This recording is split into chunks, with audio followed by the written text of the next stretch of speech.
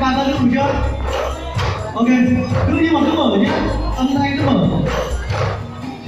So international students after they finish this performance, so I want to invite all of you to try to dance.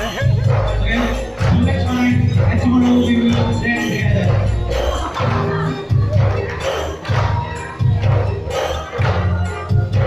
Yo, try again. They will have you all today. That's right. Tomorrow we will dance together. Easy.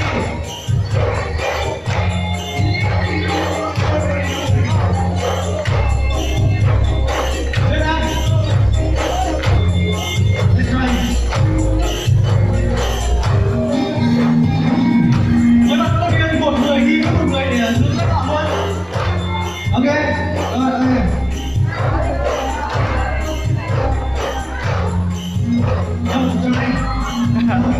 Cao đấy.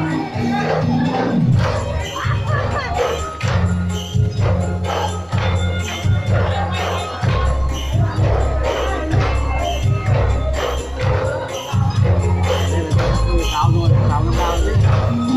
Cao thì cao chiêu rồi đó.